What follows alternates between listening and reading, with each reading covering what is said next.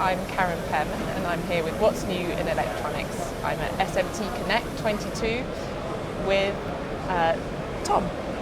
Hi, Karen. Great to see you. Good to see you as well. So, Thank you. how are you? I'm glad to be here. Yeah. It's good to see everybody. It's been a while. Correct. Even though last fall, Productronic, that some of us were there, this is much more, if you will, attended. Yeah. It's good to see a lot of our distributors, end-use customers, and of course, friends within the industry. Of course. So tell me, what's been happening since November? Obviously, now we're in May. Well, so much seems May, but, time is flying again. Well, I think as everyone has seen, the industry's picked up momentum. We all have supply chain issues. Microcare itself, obviously we have much more inventory as we've solved it, so we're able to meet customer needs as promptly as we can. And I think we're in really good shape with warehouses in Singapore, Brussels, and in England as well. So I would say that's been a challenge. Yeah. I would also say we've seen a great demand in our aerospace business. Of course, the world is a dangerous place. We've seen impact here in Europe with Ukraine.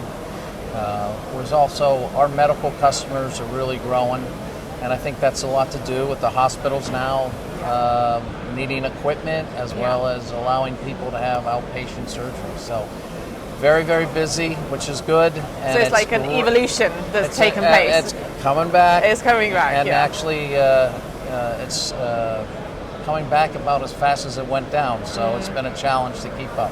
And it's trying to, I imagine, keep up with that in terms of we've all had to change, we've all had to adapt, but then trying to then future-proof going forward. How do, what does that look like? If we've also got other pressures like sustainability, recycling, all of that on top of getting back to normal. That must be quite a big pressure it to is undertake. Trouble. As you know, we provide cleaning chemistry, Yeah. so staying up to speed is a challenge because not only have we all started back up, but so have the governments.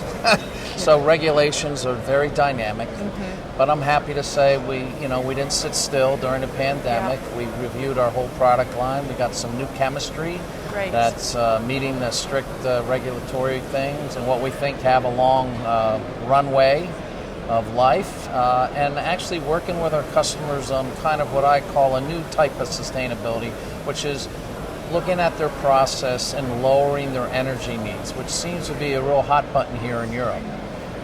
That how can we do more with less energy? So And how are you getting that from your customers? That's part, obviously, from Well, face-to-face, which we can do now. there's some challenges. As part of the whole footprint, the carbon footprint, things like that. So you can adjust the chemistry so much, but then you adjust, do you really need to use all that power to generate the cleaning cycle? We have some processes which, when you use some of our cleaners, use less energy in the cleaning process per the number of parts you're cleaning. And that's basically on some of the new age solvents we use. You use a different piece of equipment versus a traditional dishwasher that has to heat the parts to dry.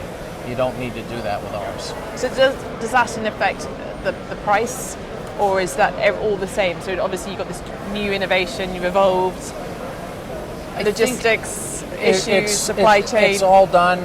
Overall, obviously it has to make sense from a price standpoint. What I would tell you is it's very close. I can't promise you savings, but you're not going to be spending much more money. Okay. It's all on what you want to do from a sustainability standpoint. And a lot of Fortune 500 type companies want to attract the stockholders, and that's becoming a huge thing. Environmental stewardship, social things along those lines. So we're trying to do our own part in all the industries to make that easier for our end users. Yes. And so from coming here and being in Europe to going to Asia to going to the Americas, do you feel that the message is still the same across the world in terms of that sustainability? With the large corporations, it definitely is. It's all the same. Everybody, the electronics industry has kind of led the world in a lot of different things, and this is one of them as well. I mean, there's some very large end users we're working with that not only have an environmental stewardship part, but it's a responsible business alliance where it's more about social things and treating people right and ethics, and it's right up our alley.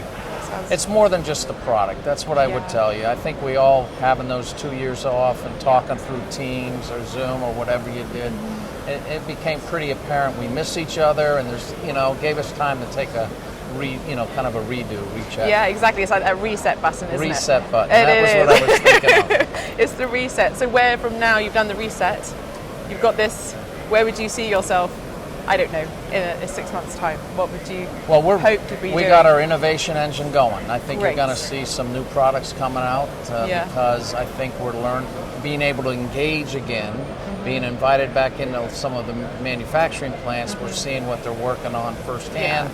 And the electronics industry is always trying to do more with smaller spaces.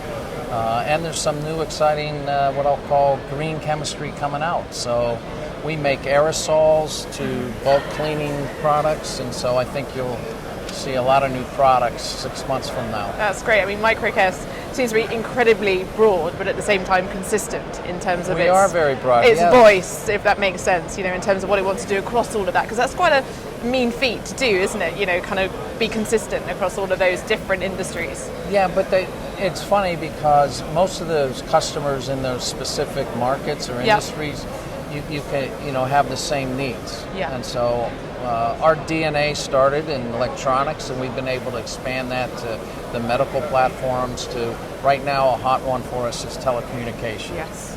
As people all want internet and they want perfect signals all through their country, we've been helping them a lot. And there they use our products to clean the end face of the fiber optic. Because most signal problems, you may not know this, TV or whatever you're doing, is because the fiber optic end face is dirty. So once you clean it, the signal goes through. It's amazing, 70%. Wow. And it's amazing as we've all been using antibacterial gel, knowing that actually the power of cleaning and how it can help. Disinfecting. Well, everything we do revolves around it. It certainly does. Yeah. Tom, thank you so much for your time today. Thank you. It's Great a pleasure. All right, take care.